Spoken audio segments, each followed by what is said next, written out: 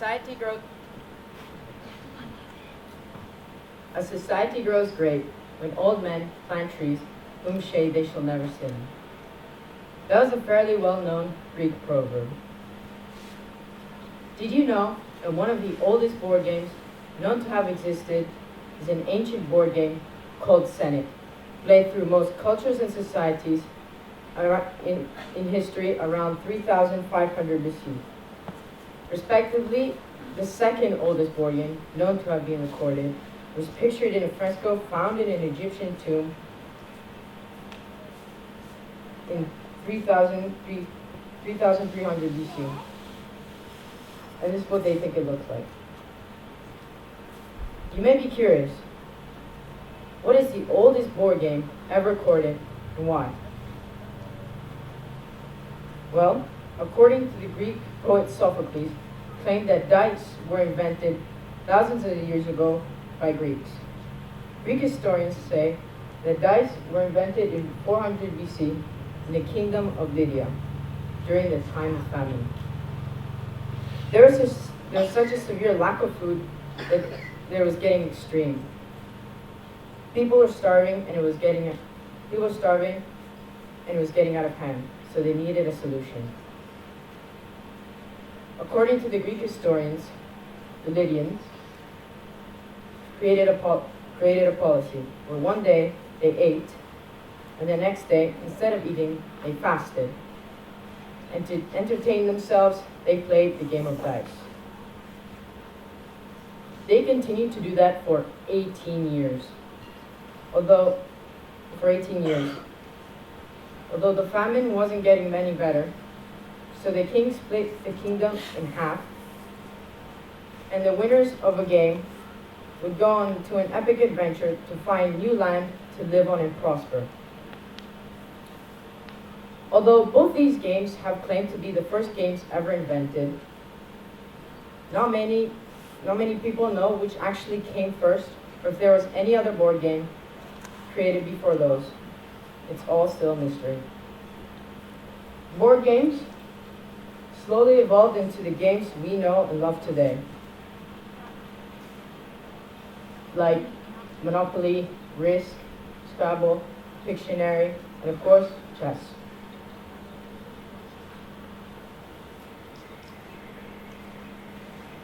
If you remember my introduction, the Greek proverb said, "A society grows great when old men plant trees in shade they should never sit in," ties into my project by thinking for future generations, furthermore, a sustainable future.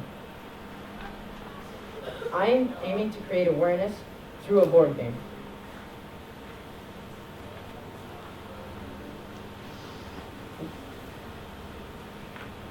The idea started one afternoon as I was playing video games. I thought, why don't I make a board game that's both engaging and educational for the environment?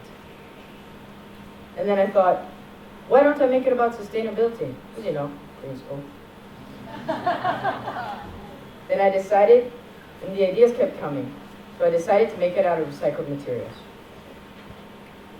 The idea started from the principle that board games could bring awareness and solve global problems. In my case, bring awareness to global warming and the distribution of resources and how these elements are linked.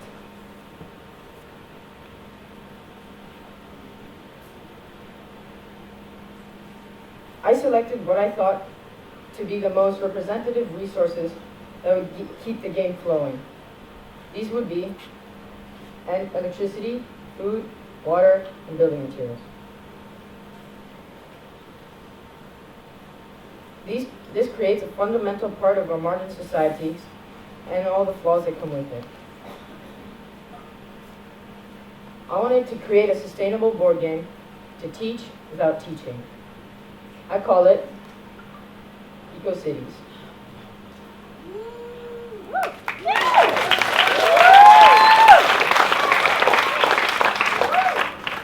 So now I'm going to briefly demonstrate how to play the game.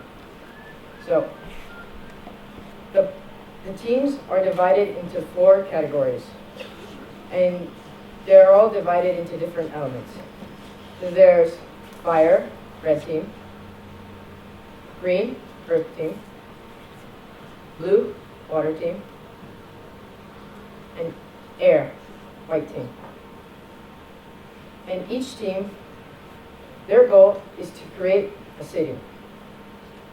And to do that, they must go around the board and collect blueprints, resources, these 4, there's some here, and sometimes they might collect chance cards. So, blueprints are what they use to build the structures. So they would have the name, a picture of what it is, and the resources needed to build that structure, because every structure is different. And then at the bottom, to make it about sustainability, I added a sustainability index. And according to how many dots are colored in, it gives you a certain amount of points. Yes. And then the resources are obviously used to build and construct your blueprint. And then chance cards, I have natural disasters, which destroy your buildings and make the board a bit more challenging. Lucky cards, which are like which add an element of luck, and you get cool things that come in here in these lucky cards, and they're like collecting more resources, getting more blueprints, or getting upgrades for your structures. And then I have citizen choice, and this is one of the things that brings the board game, that gives the board game a more realistic look.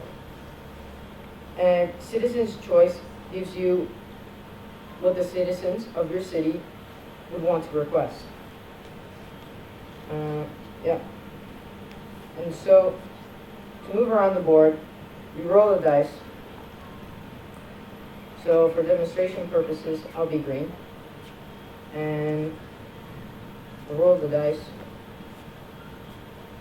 Oh, I forgot to roll this one. Okay. And this is your resource dice. So this gives you more resources as you play the game. So you don't feel like you suck at the game. So I rolled this as well. Okay. So I got 10 in a building material. So I'm Earth, and I get a building material, and I move my character 10 times. Oh, I land on a random resource. So I'll pick out this random resource. I don't know what it is. I got water. And now I have building materials and water, and now that I've rolled a double, I'll roll again. I rolled a 10, but at 6 and a 4. So I'll move again. So now I'm on the red's territory. What happens is that now that I'm on his territory, I can either trade with him, or he can trade with me. And if you land on your own territory, you can build the structures, the blueprints that you have. And I added this so you wouldn't be able to rapidly build your city in an instant. So this is a bit of a game of time. And yeah, that's a brief explanation of the game.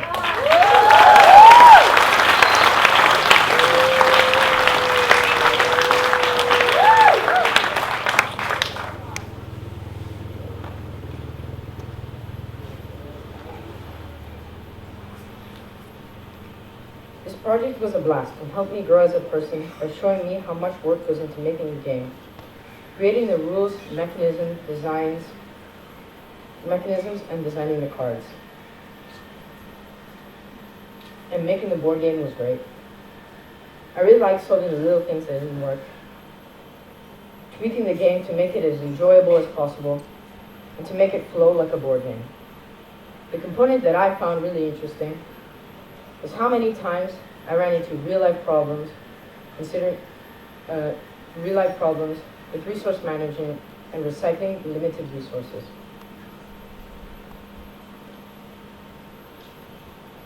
The vision for the board game was to create an excitement and education for a sustainable future, and to bring people together in the way of play.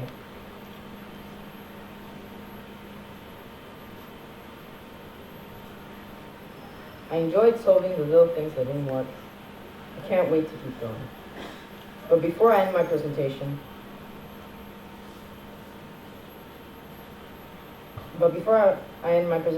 I would like to thank my parents, my teachers, my classmates, and my friends for supporting me along the way.